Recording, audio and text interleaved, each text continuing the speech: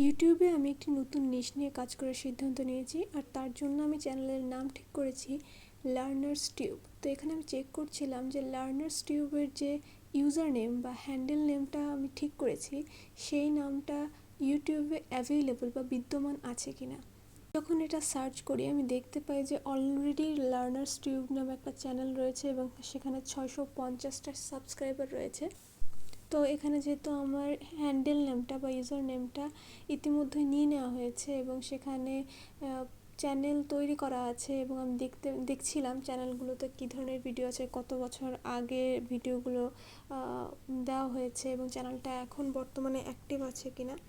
তো যেমনই হোক, যেহেতু এই হ্যান্ডেল নামটা নিয়ে নেওয়া হয়েছে, তো আমি এই নাম নিয়ে তো ইউটিউবে আর চ্যানেল খুলতে পারবো না। সেটা হচ্ছে আমি জেমিনি এর কাছ থেকে হেল্প নিই যে আমি এই ধরনের এই নামের যে ইউটিউব চ্যানেলটা খুলতে চেয়েছিলাম, কিন্তু সেখানে এখন হ্যান্ডেল নেম নেই এবং এই নামে অলরেডি ইতিমধ্যেই একজন চ্যানেল ওপেন করে রেখেছে।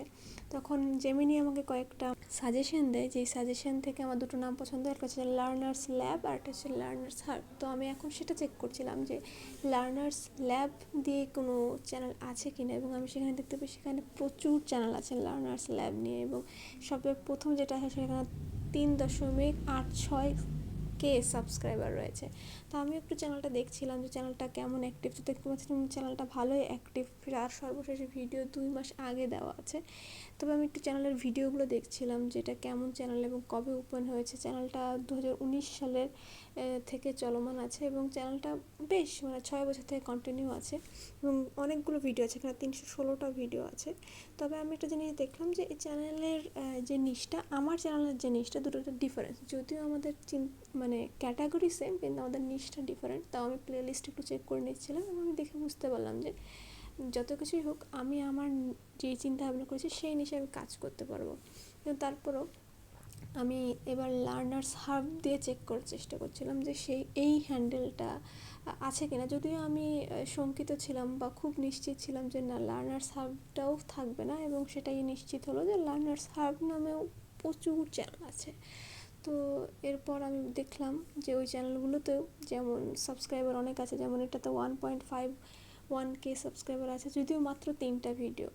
দেখেন, একটা হচ্ছে 8 বছর আগের, 9 বছর আগের, আর একটা 2 সপ্তাহ আগে। তো সম্ভবত এখানে আরও অনেক ভিডিও ছিল, এই ভিডিওগুলো ডিলিট করে নতুনভাবে এই চ্যানেলটা কাজ করা শুরু করেছে, এটাই আমার মনে হলো। যাই হোক, যেমনই ঘটনা হোক, আমার এই লার্নার্স ল্যাব আর লার্নার্স হাব তো দিয়ে তো আর আমি হ্যান্ডেল ওপেন করতে পারবো না। তারপর আমি আরেকবার দেখে নিচ্ছিলাম যে দেখেন যে প্রথম যে চ্যানেলটা লার্নার্স ল্যাব নামে ওপেন হয়েছিল, সেখানে 3 বছর আগে যে সেটা ওপেন করা হচ্ছে, একটা মাত্র ভিডিও দেওয়া হয়েছে এবং আর কিছু না, জাস্ট কিন্তু হ্যান্ডেলটা কিন্তু চলে গেছে। তো আমি আবারও জেমিনিয়ার শরণাপন্ন হই এবং সেখান থেকে আমাকে এই যে লার্নার্স ল্যাব স্টুডিও, এই যেই ট্যাবটা হ্যান্ডেলটা দেওয়া হয় সেটা আমার পছন্দ হয় এবং আপনারা দেখতে পাচ্ছেন যে আমি এই চ্যানেলটা ক্রিয়েট করেছি।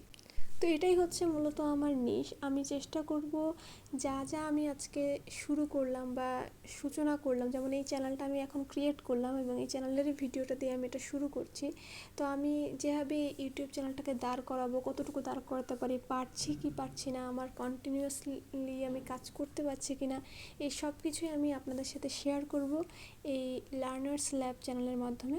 তো আশা করছি আপনারা আমার সাথে থাকবেন, আমার এই যাত্রায় আমার সঙ্গে থাকবেন, এবং আজকের মতো এটুকুই। ধন্যবাদ।